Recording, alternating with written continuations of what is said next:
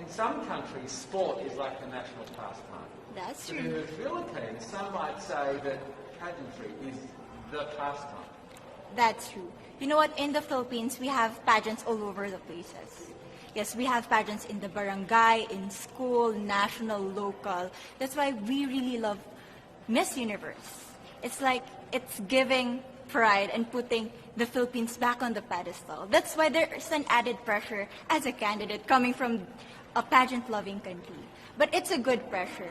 I always look up to our former Miss Universe Philippines. They really did well in the competition. And now this is my time to show who I am, to offer what Rabiya can show to the rest of the universe. So I'm very happy. And at the same time, I'm excited to make all my kababayans proud. And hopefully I do. Why do you think it is that the Philippines love pageants? They have appreciation for beauty. We do love pageant because we used to think that we wanted to be included in the world. I have to be honest, in the Philippines, my skin color used to be not the standard of beauty. I was obsessed whitening my skin because these are the kinds of beauty queen we see on the mainstream. But things were different now. That's why I'm very proud to be a morena. In the Philippines, we call it morena. It's brown skin girl. And to be able to represent, my color, my identity as a true Filipina. Tell me about your journey to being crowned Miss Philippines.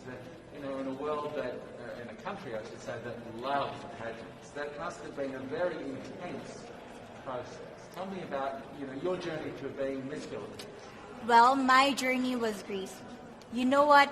I started to be a dark horse. Nobody noticed me. Nobody knows I was in the competition up until the preliminary and the coronation night.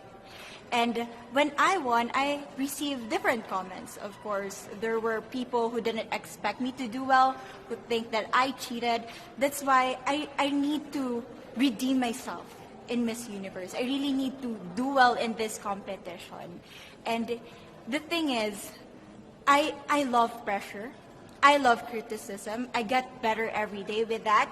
You tell me I cannot do that, I turn to you and I'm going to say that, no, I can do it for myself. Good for you. So how does it feel then to be on the global stage? How do you feel to be here in this moment, right now? It's crazy, but I'm overwhelmed with the support, not just from the Filipino community, but also from Thailand, Latin countries who do appreciate me as a candidate, as a person. It motivates me that I am beautiful, I can offer so much in this world, and when somebody believes in you, it gives you that extra energy to really do well and perform well.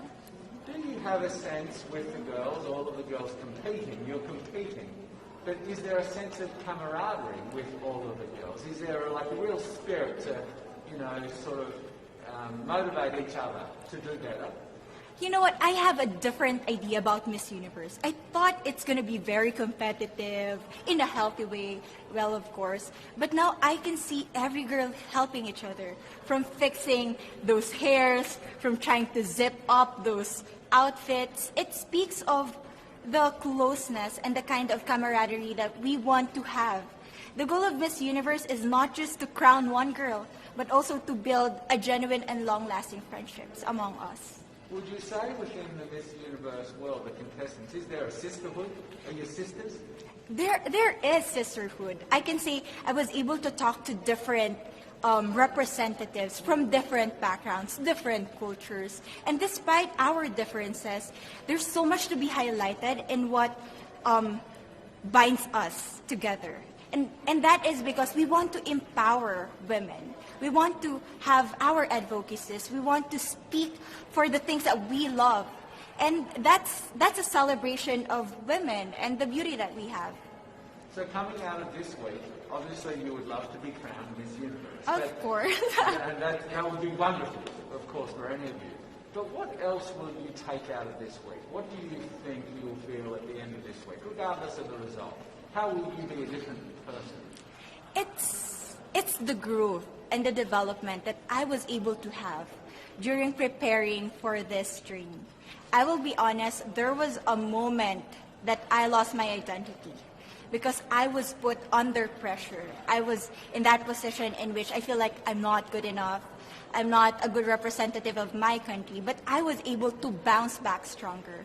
And if I was able to do that for Miss Universe, I will be able to do that in life. That is my greatest takeaway from Miss Universe. Okay, so the Philippines have a huge amount of fans. Yes. I want you to give us a little bit of a message to the fans here and at home. But send a message. What would you say to all the fans in the Philippines? To all my fans from the Philippines and from all over the world, maraming salamat po. Thank you so much for loving me and for believing in me. It means a lot to somebody who is so naive in this industry, who has no idea how to become a beauty queen on the first day of my journey. But because of your love and support, I was able to be the woman that I am today. And regardless of the result, I may or I may not win the crown, but one thing is for sure, I'm gonna make you all proud. Philippines!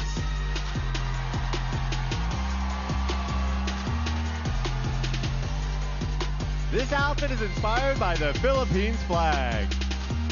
The blue represents royalty, red stands for the courage and strength of an independent woman, and yellow, the color of the sun and stars, symbolizes hope and freedom to choose whoever you want to be. You'll get far being just who you are, like Philippines.